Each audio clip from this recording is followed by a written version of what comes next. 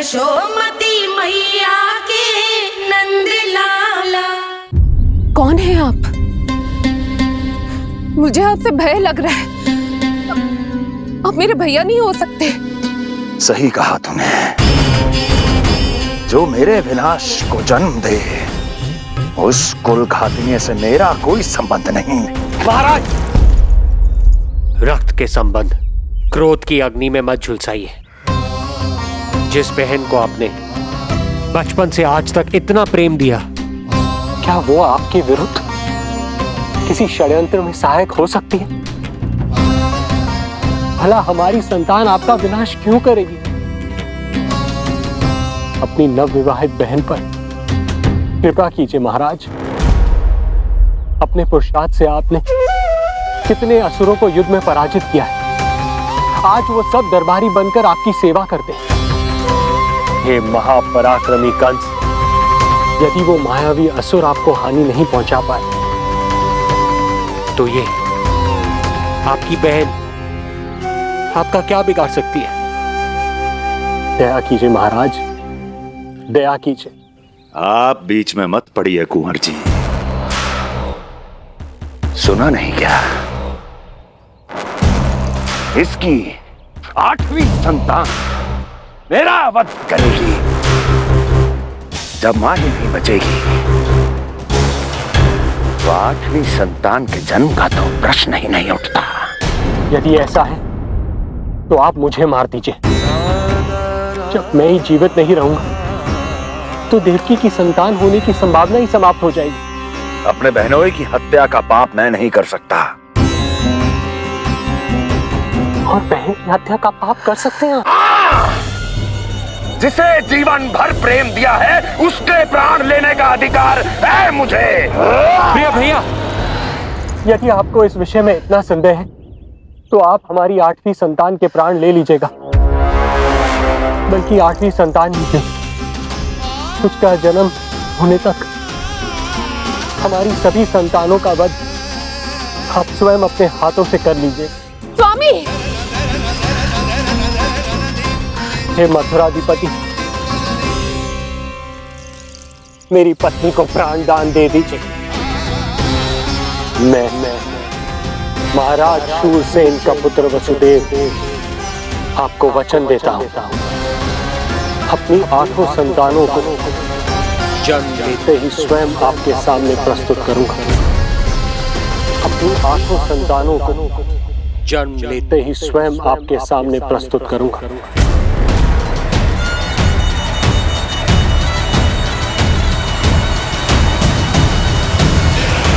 बधाई हो कुंवर जी।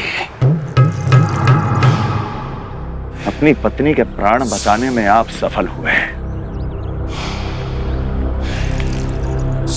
किंतु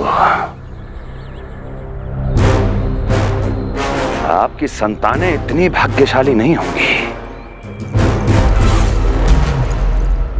वचन स्मरण रहे।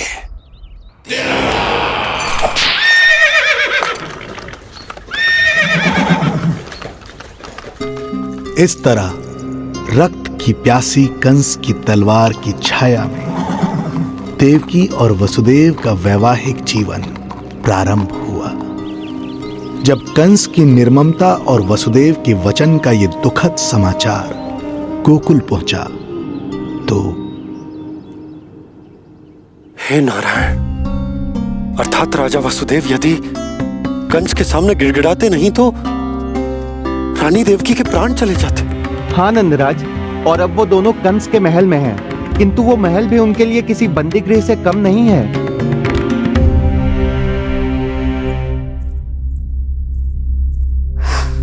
एक भाई अपनी बहन के साथ ऐसा करने की सोच भी कैसे सकता है? मेरा बस चले तो उस दुष्ट कंस को मटके में डाल के इसे घोंट के रख दूं, जैसे मलाई घोट के माखन निकाला जाता है।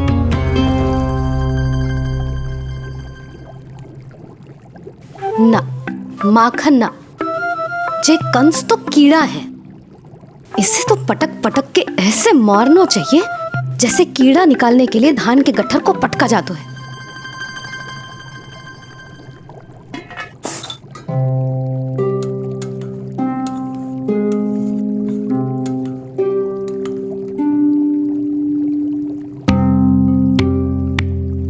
किंतु जब रोहिणी जिज्जी को पता चलेगा तो वो तो अपने आप को ही दोष देंगे, क्योंकि बालक ना होने के कारण उन्होंने ही वसुदेव जी को राजकुमारी देवकी के साथ दूसरा विवाह करने पर विवश किया था। हे ईश्वर, जिस सुख के लिए रोहिणी जिज्जी ने पत्नी जीवन का सबसे बड़ा त्याग किया था, जब उन्हें पता चलेगा कि वही सुख उस क्रूर कंस ने छीन के मटिया मेट कर दिया है, तो कितना कष्ट पहुंचेगा।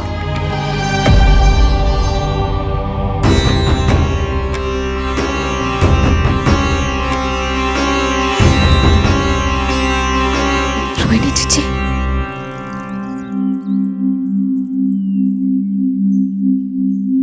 गोप नरेश, कृपया मुझे अपने भैया के पास ले चलिए। संकट के समय मुझे उनके साथ होना चाहिए। किंतु भाभी, पता चलो है वसुदेव भैया और देवकी भाभी कंस के महल में कड़े पहरे में रखे गए। पति पत्नी एक दूसरे का संबल होते हैं। कंस का पहरा कितना भी कष्टदायक क्यों ना हो, इस समय उन्हें और बहन देवकी को मेरी आवश्यकता है।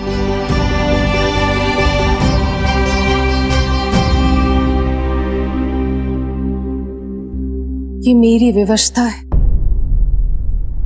ये यादव कुलदीपक होकर भी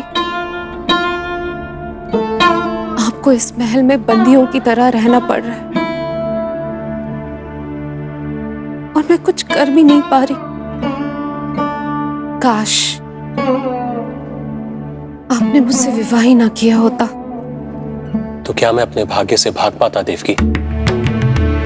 पूर्व जन्म के कर्मों के फलस्वरूप जो हमारी नियति में लिखा है वो तो हमें भोगना ही है।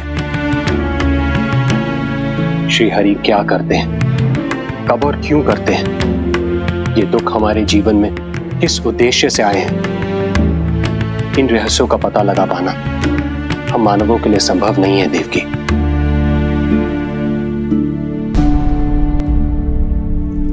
तो फिर चलिए यहां से भाग चलते हैं, कहीं ऐसे स्थान पर जहां भैया की छाया भी हम पर ना पड़ सके। नहीं प्रिय, कंस के गुप्तचरों की दृष्टि हम पर अवश्य होगी, और मैं ऐसा कोई कार्य नहीं कर सकता जिससे तुम्हारे जीवन पर कोई संकट आए। और मैंने उन्हें अपनी सभी संतानों को सौंपने का वचन भी दिया है। अपना वचन मेरे लिए प्राणों से भी अधिक महत्वपूर्ण है देवकी।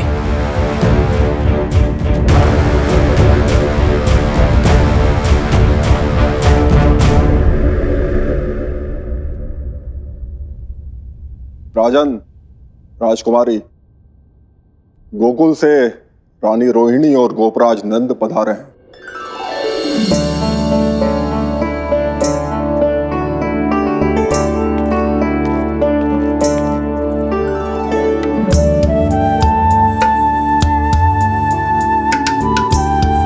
स्वामी,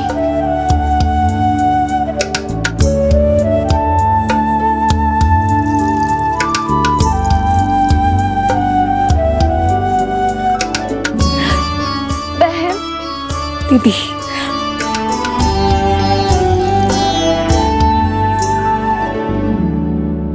भाई नंद, जो आप हमारे लिए कर रहे हैं उसके लिए धन्यवाद शब्द बहुत छोटा है। मैं अपने भाग्य को स्वीकार कर चुका हूं। यदि यही श्री नारायण की इच्छा है तो यही सही।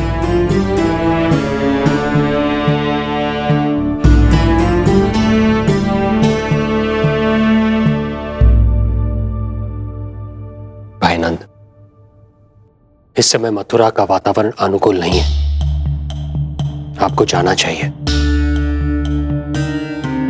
यशोदा भाभी भी चिंतित हो रही होंगी, उनसे कहिएगा हम यहां सुरक्षित हैं अभी तक।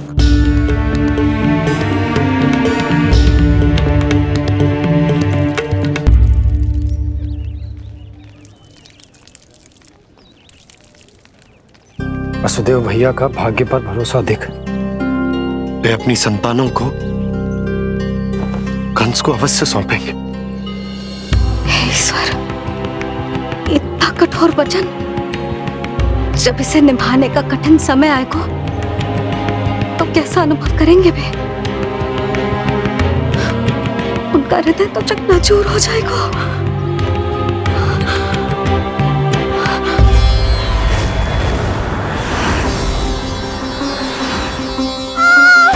सब्र से सब ठीक हो जाएगा। देवकी, मैं महाराज शूरसेन का पुत्र वसुदेव आपको वचन देता हूं, अपनी 8 संतानों को जन्म देते ही स्वयं आपके सामने प्रस्तुत कर दूंगा।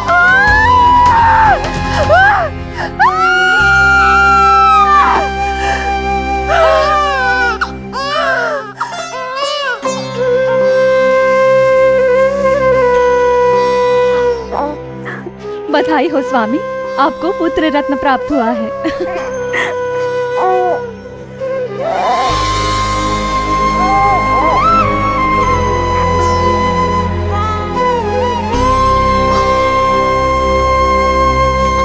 महाराज को पता चला तो क्या होगा?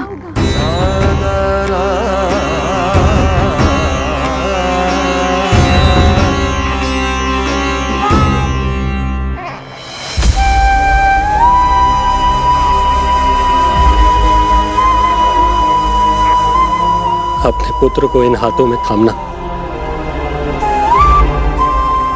कितने वर्षों से इस पल की प्रतीक्षा कर रहा था मैं, और आज जब यह पल आया है, मेरी आंखों में दुख के आंसू हैं। एक पिता जब प्रथम बार अपनी संतान को गोद में उठाता है तो सबसे पहले यह सोचता है कि उसे क्या नाम दूं, उसका सुनहरा भविष्य कैसे सुनिश्चित करे। किंतु मैं वो भाग्यहीन पिता हूं जो अपने पुत्र का भविष्य मृत्यु के अंधकार में डुबोने जा रहा है। मैं इसे नाम देकर क्या करूंगा?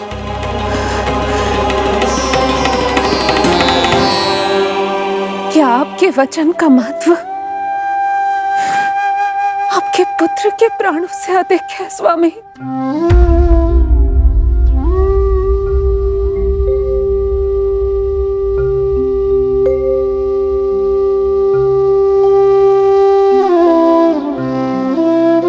श्री नारायण का दूसरा नाम सत्य होता है देवकी।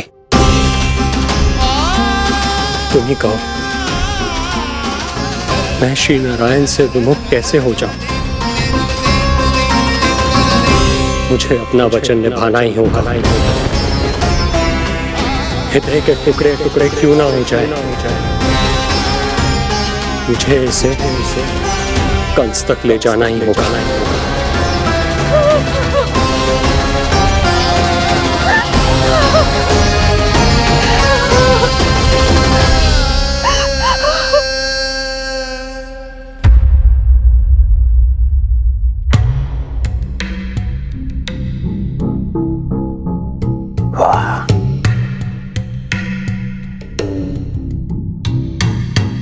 इतना स्वादिष्ट भोजन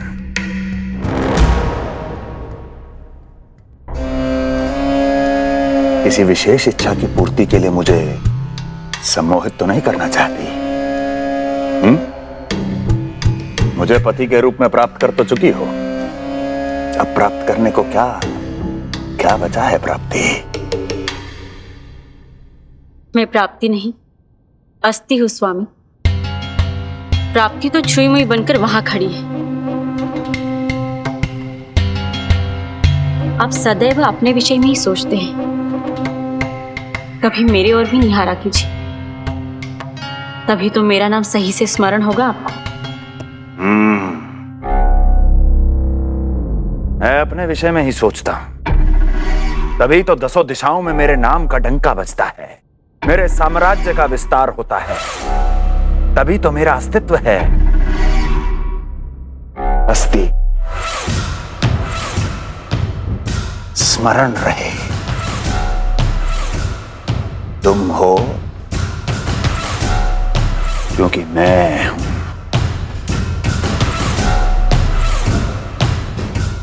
वन में यदि सिंह न हो तो उसके आश्रिति पर गीदड़ भी आक्रमण कर देते हैं। सिंह कभी अपने शत्रु को एक क्षण भी जीवित नहीं छोड़ता महाराज। आपने तो छोड़ दिया देवकी को। सिंह नहीं, आप वो गाय हैं जो अपनी कसाई से अथाह प्रेम करती है।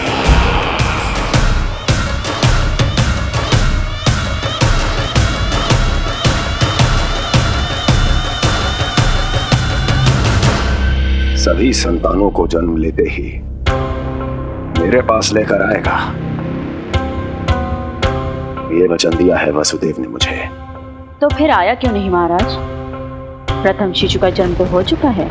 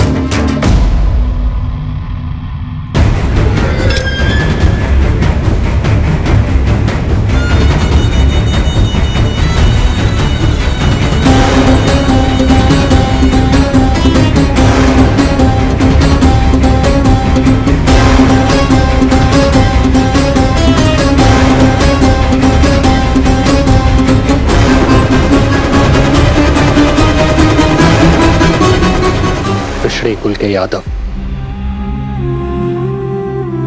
अपना वचन मिथ्या नहीं होने देते महाराज।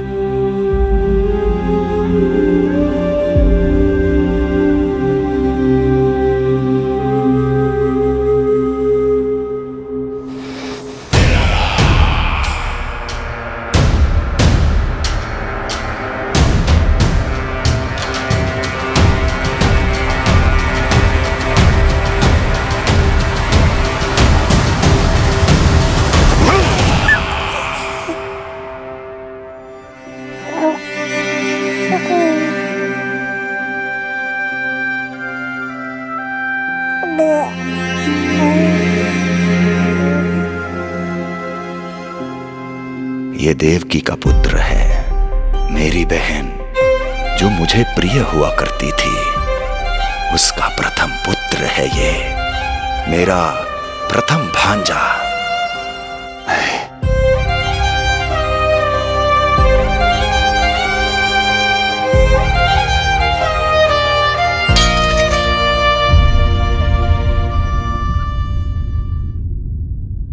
इसे वापस ले जाइए कुंवर जी।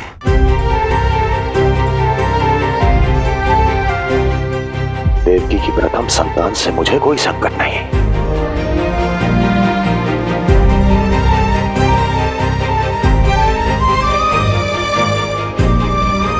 और आपको क्या लगता है कुंवर जी कि मैं कोई राक्षस हूं क्या?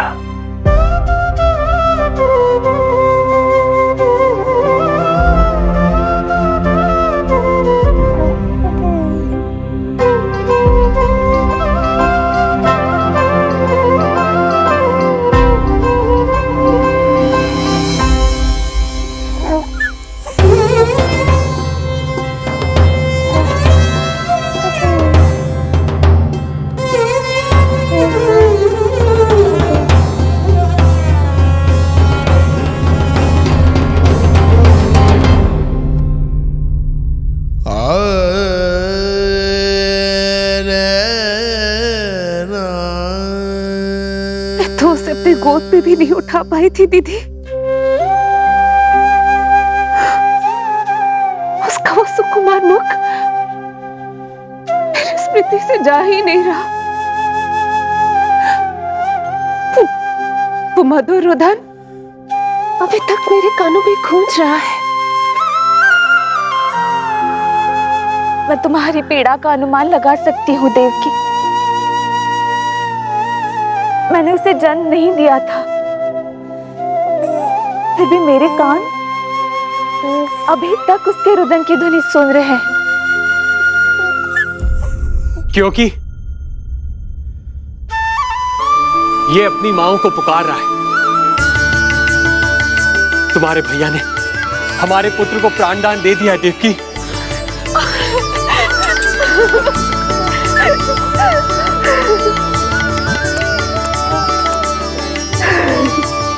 स्वामी, अब अपने पुत्र का नामकरण कीजिए। इसे ऐसा नाम दीजिए कि इसका भविष्य यश और कीर्ति से परिपूर्ण हो। कीर्तिमान कीर्तिमान होगा इसका नाम।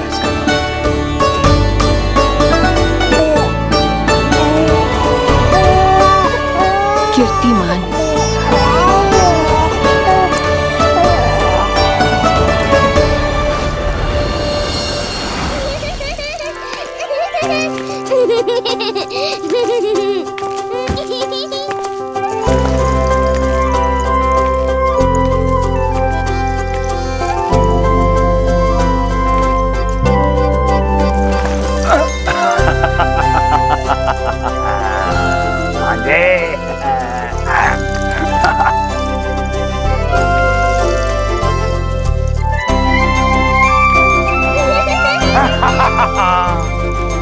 भांजे भांजे, मामा से बचना असंभव है। मामा जी, आपकी भुजाओं में कितना बल है, मुझे पीड़ा हो रही है। मेरा दूसरा हाथ पकड़ लीजिए। तुझे पीड़ा हो रही है? ये ले।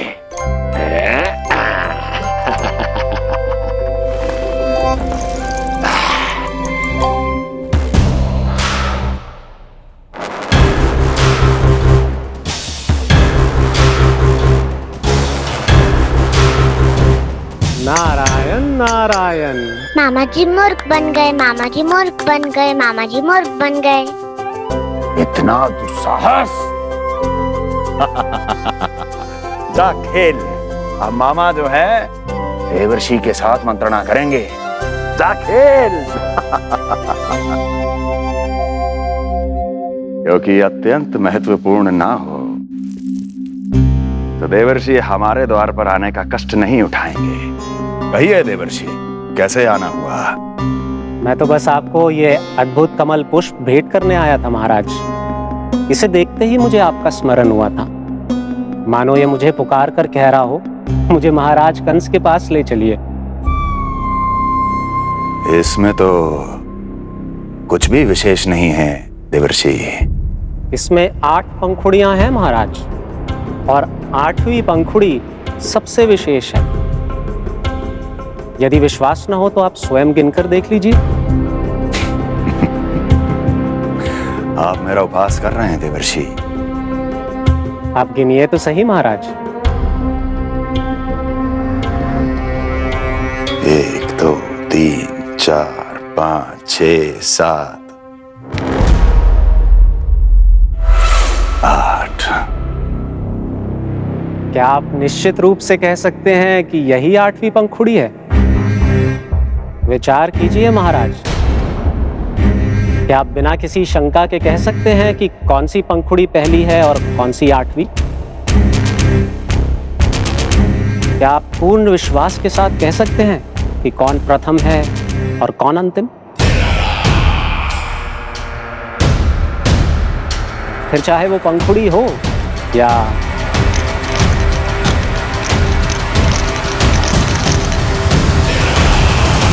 सावधान करने के लिए धन्यवाद देवर्षि। कंस के साथ धोखा करने वाले को अति भीषण दंड मिलेगा। भविष्य में ऐसी कल्पना मात्र से ही मेरे शत्रु भय से कांप उठेंगे। मथुरा नरेश, मैं तो मात्र पंखुड़ियों की बात कर रहा था। यदि आपने कुछ और समझ लिया है तो उसका उत्तरदायित्व मेरा नहीं है। नारायण नारायण।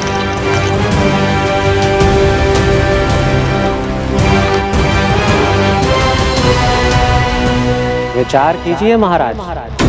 क्या आप बिना किसी शंका के कह सकते हैं कि कौन सी पंखुड़ी पहली है और कौन सी आठवीं? क्या आप पूर्ण विश्वास के साथ कह सकते हैं कि कौन प्रथम है और कौन अंतिम? फिर चाहे वो पंखुड़ी हो या... मामा जी मूर्ख बन गए, मामा जी मूर्ख बन गए, मामा जी मूर्ख बन गए, मामा जी मूर्ख बन गए।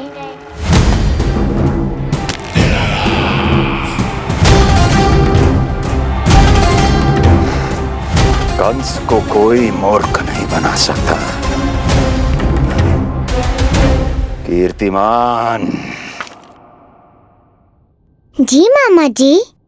क्रोध काम लोभ मद मोह मत्सर, क्रोध काम लोभ मद मोह मत्सर, क्रोध काम लोभ। मामा जी मुझे दर्द हो रहा है। मद मोह मत्सर, क्रोध काम लोभ मद मोह मत्सर। स्वामी, ये कीर्तिमान के लिए कैसा लग रहा है? ये लीजिए स्वामी।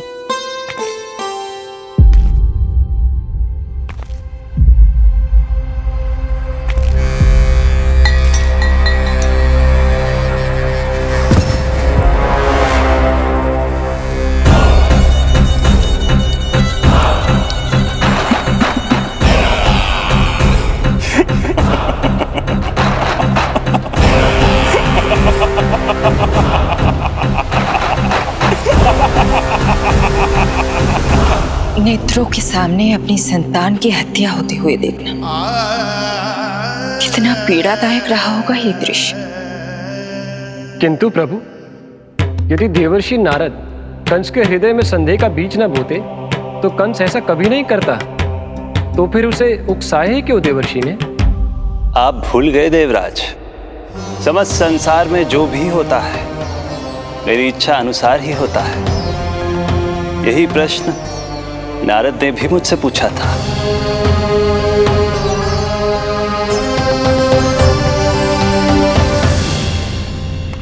नारायण नारायण।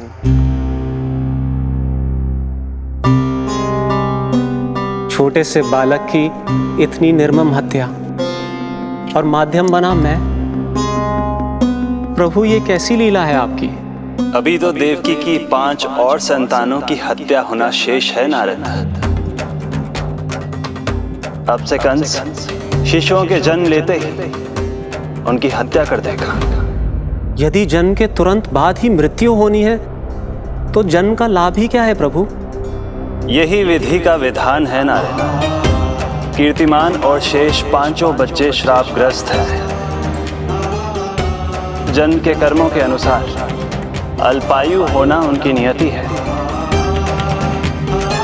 उनकी मृत्यु के बाद ही शेषनाग के अंश के रूप में बलराम और मेरे अंश के रूप में श्री कृष्ण का अवतार संभव होगा। नारायण नारायण।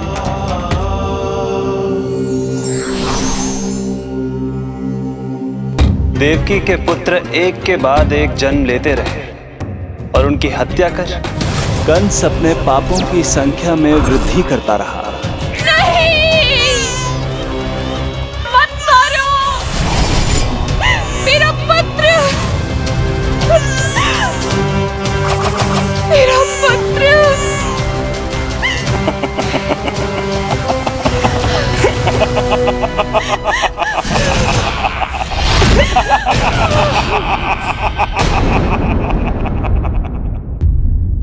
अब उसकी क्रूरता की कथा ऐसे मोड़ पर आ पहुंची जहां से वापसी असंभव है,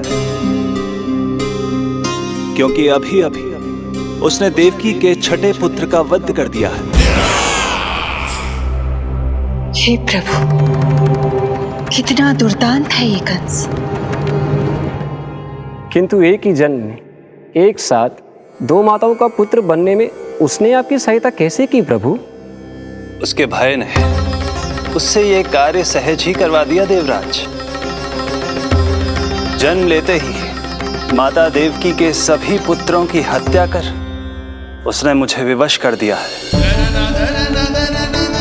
अब जीवित रहने के लिए मेरे अवतार को माता देवकी की कोख से जन्म लेने के तुरंत बाद मैया यशोदा के पास गोकुल जाना ही होगा।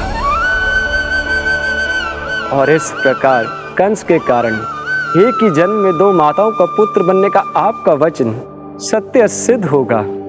आपकी लीला अपरंपार है प्रभु। आप सब अब निश्चिंत होकर जाइए। मेरे अवतार के जन्म होने की घड़ी अब निकट ही है। हम धन्य हुए प्रभु। हम धन्य हुए प्रभु।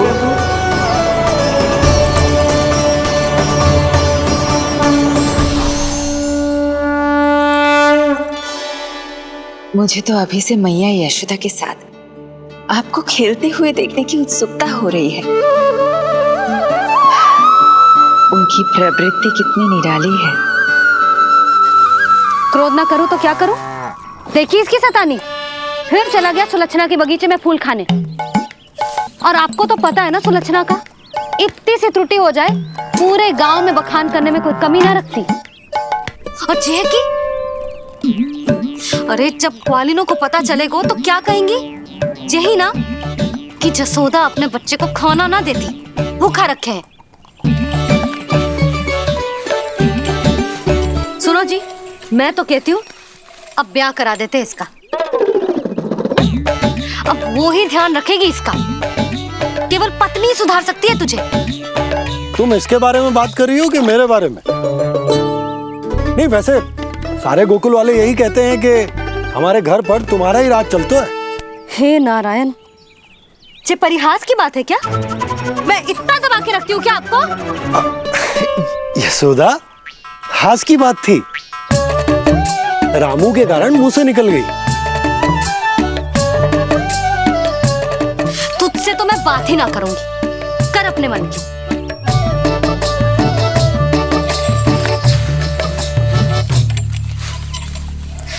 पता है तुझे कितना क्रोध आता है जब तू ऐसे बिना बताए घर से चला जाता है। प्रेम है जे मेरा, चिंता है मेरी। तुझे कुछ हो जाए तो अपना लल्ला माना है तुझे।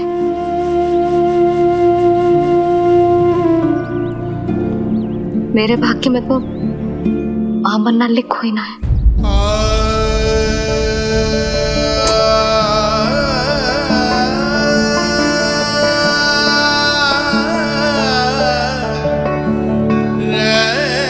यशोदा,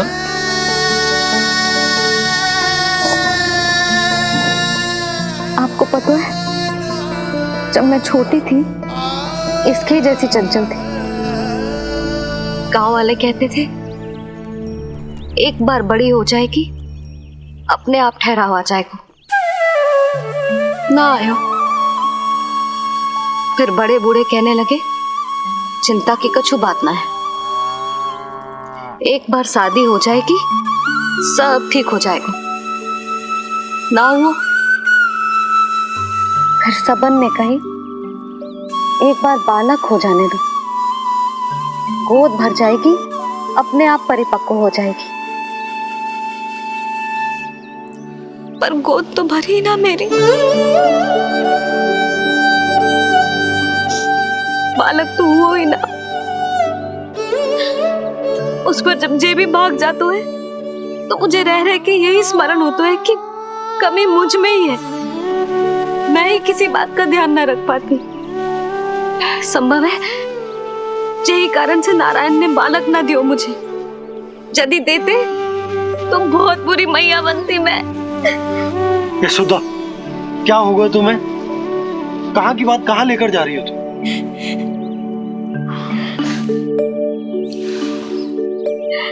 बालक अवश्य होगा हमें, और बहुत अच्छी मैया बनोगी तुम। बस नारायण सही समय की प्रतीक्षा कर रहे हैं।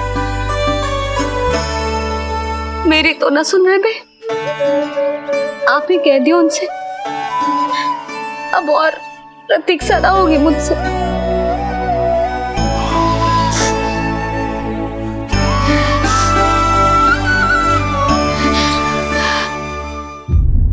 प्रतीक्षा तो अब मुझसे भी नहीं हो रही मैया। तो फिर मैया की इच्छा पूरी कीजिए प्रभु। जिस क्षण की प्रतीक्षा मुझे इतने वर्षों से थी, बस अब वो निकट है। किंतु प्रभु, आपको तो माता देवकी का 8वां पुत्र बनकर जन्म लेना है, तो फिर 7वां पुत्र? धीरज रखिए, धीरज। आपको तो ज्ञात ही है, मेरे यहां देर है, अंधेर नहीं। मैं यहाँ तुम दोनों पर आश्रित हूँ यशोदा। भोजन, सुरक्षा, परिवार का अपनापन सब कुछ दिया है तुमने मुझे, किंतु मेरा दुख मुझे एक क्षण भी चैन लेने नहीं देता। मेरे स्वामी और बहन देवकी कितने ही वर्षों से कंस की काल कोठरी में बंदी है। दिन रात नियति के शाप को सहन करने के अतिरिक्त और कोई उपाय नहीं है उनके पास। ऐसे में मैं सुख की सांस कैसे लूं? कीर्तिमान की हत्या के बाद मेरी सुरक्षा के लिए मेरे स्वामी ने मुझे यहाँ भिजवा दिया, चुपचाप। किंतु मेरा हृदय तो वही छूट गया यशोदा। इससे तो अच्छा होता कि मैं भी उसी कारागार में होती, मेरे स्वामी और बहन देवकी का दुख तो साझा कर पाती। अपनी 6 संतानों को कंस के हाथों मृत्यु के गोद में जाते देखा है उन्होंने। अब तो मुझे उस क्षण की कल्पना से भी डर लगने लगा है, जब देवकी अपने 7वें पुत्र को अपने गर्भ में धारण करेगी। भय से भविष्य नहीं टलता, होनी होकर ही रहती है। समय बीता और देवकी के गर्भ में 7वें पुत्र का आगमन हुआ। क्या इसका भी भविष्य वही होगा जिसके भाइयों का हुआ था? इस बंदी गृह की दीवारें, प्रत्येक ईंट, प्रत्येक पत्थर, यहां तक कि यहां की वायु भी उस कंस की बंदी है। अब तक तो उसे सूचना भी मिल चुकी होगी। वो निर्दयी, क्रूर प्रतीक्षा कर रहा होगा कि कब तुम्हें प्रसव हो और कब उसकी तलवार हमारे नन्हे शिशु, हमारी 7वीं संतान का रक्त पिए।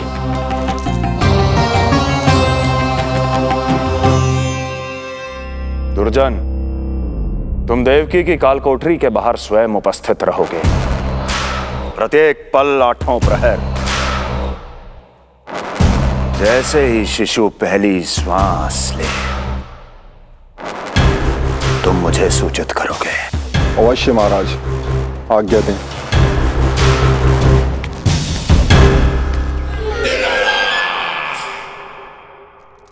कुछ कीजिए स्वामी, कुछ कीजिए। मैं नहीं चाहती कि ये अपनी प्रथम श्वास इस बंदी गृह में ले। देवकी, विवशता से मेरा कलेजा भी फटा जा रहा है, किंतु इस काल कोठरी में बंद मैं कर ही क्या सकता हूं? किंतु इस सृष्टि के पालनहार, जगत के नियंता श्री हरि तो कर सकते हैं, तो फिर क्यों नहीं करते वो कुछ ऐसा कि कम से कम मेरी इस संतान का अंत उतना दुखद ना हो जैसा अन्य संतानों का हुआ था। क्यों नहीं करते वो कुछ? अरे क्यों नहीं करते? बताइए ना स्वामी, क्यों नहीं करते वो? क्यों नहीं करते? जो देवी भविष्य में मेरी मां बनने वाली है, उनकी करुणा भरी पुकार को मैं व्यर्थ कैसे जाने दे सकता हूं? कंस के राक्षस तत्व के अंत के लिए ऐसी माया की आवश्यकता है जो मेरी लीलाओं को क्रियान्वित भी कर दे और उसे भनक भी ना पड़े। ऐसी क्षमता और माया किसके पास है प्रभु?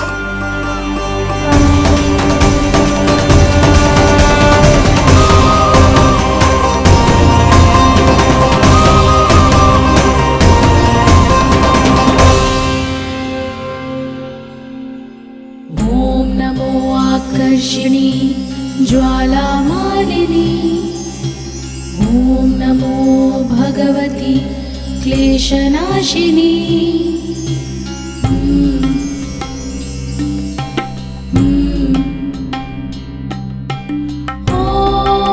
नमो योगमाये सर्वमोहिनी ॐ नमो योगमाये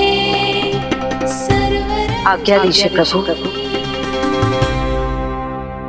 माता देवकी का गर्भपात करके उस संतान को रानी रोहिणी के गर्भ में स्थापित कीजिए देवी।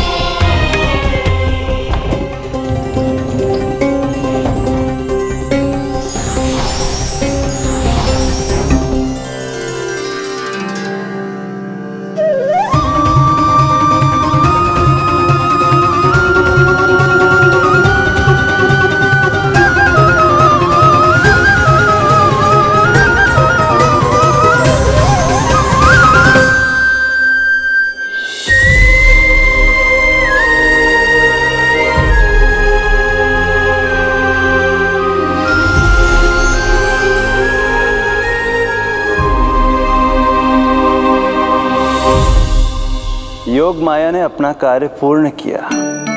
सुबह सूर्य की रश्मियां देवी रोहिणी को ऐसा संदेश सुनाएंगी जिसे सुनकर वो प्रसन्नता से झूम उठेंगी।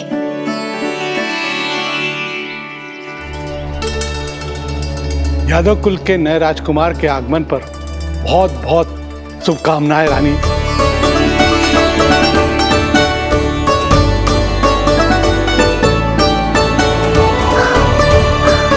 यशोदा, मैं माँ बनने वाली हूँ। यशोदा, सुना तुमने? चिच्ची, मैं माँ बनने वाली हूँ। मैं माँ बनने वाली हूँ यशोदा। मैं अरे संभाल के जीजी चिकार कर रही हो। बधाई हो चिच्ची, बधाई हो, बहुत बहुत बधाई हो।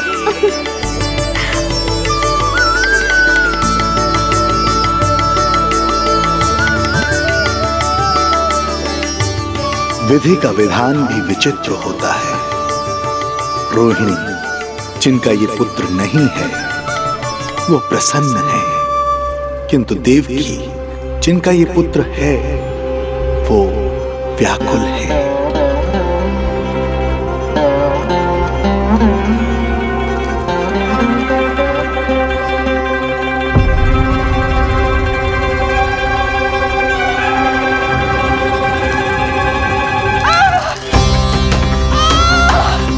क्या हुआ देवकी?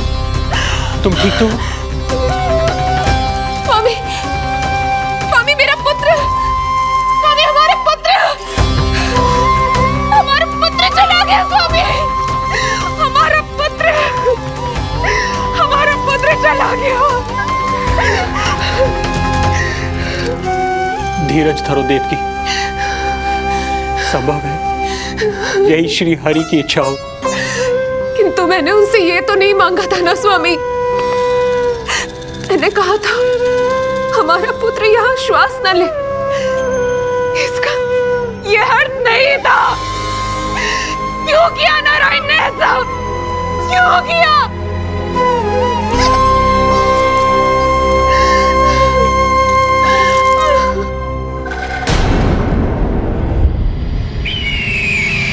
तो ये सत्य है महाराज, राजकुमारी देवकी का गर्भपात हो गया है।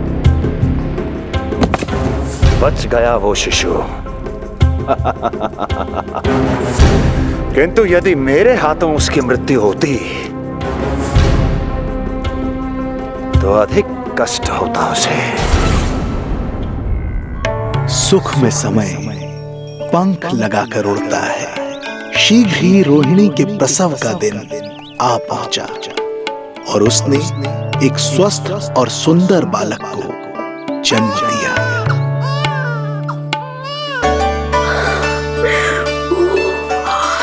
लो जिज्जी, संभालो अपने लल्ला को, जी भर के निहार लो इसे।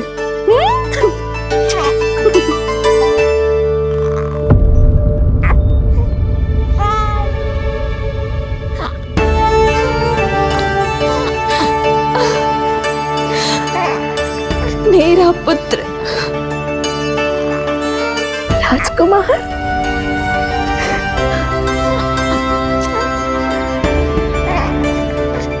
अच्छा जीजी, मैं तनिक इनको भी सूचना देकर आती हूँ। वसुदेव भैया तक भी तुझे शुभ समाचार पहुंचाना है। राजकुमार कौन है? हाँ, गोकुल का राजकुमार है। हाँ गोकुल का राजकुमार है, मेरा बच्चा। बल तो इतना है कि पूछो ही मत आप। एक बार उंगली पकड़ लेना तो उसके बाद छुड़ाना अत्यंत कठिन हो जाता है। और दृष्टि ऐसी कि एक बार में मन मोह ले। भगवान श्री राम की भांति सबको प्रसन्न रखतो है। बस तो फिर उसका नाम बल राम रखना। तो फिर उसका नाम बल राम रखना। देवकी, बधाई हो, तुम छोटी मां बन गई। भैया, आप दोनों कछु चिंता न करियो। बलराम का लालन पालन मेरा उत्तरदायित्व है। उसे कछु कमी ना होने दूंगा मैं।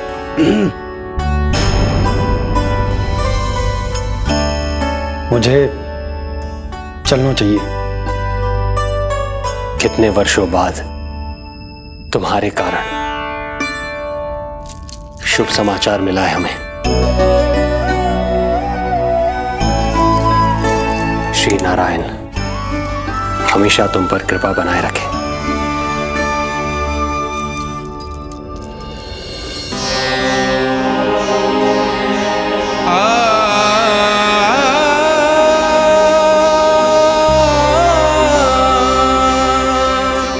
आपको बहुत बहुत बधाई हो स्वामी।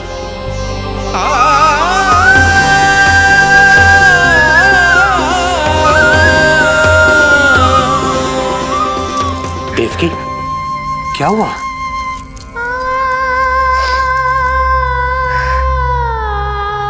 कुछ नहीं।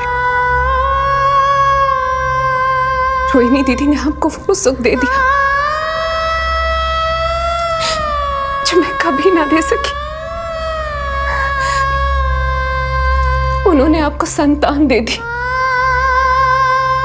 किंतु मैं देवकी,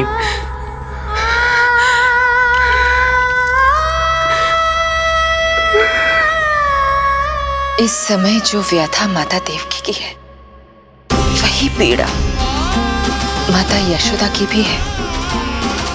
माता देवकी की ममता अपनी सभी संतानों को खोने की वेदना से त्रस्त है, तो माता यशोदा की ममता संतान ना होने के संताप में झुलस रही है। सत्य कहा देवी, मुझे आभास हो रहा है मैया यशोदा का हृदय मुझे अपनी गोद में खिलाने के लिए कितना व्याकुल है। सच्ची श्रीहरि, सच्ची में प्रसन्न हूं मैं कि आपके आशीर्वाद से रोहिणी जी को इतना प्यारा लल्ला हुआ है। पर मुझसे क्या त्रुटि हुई नारायण? मुझे क्यों न दियो आपने लल्ला? मुझसे क्या त्रुटि हुई नारायण? मुझे क्यों न दियो आपने लल्ला?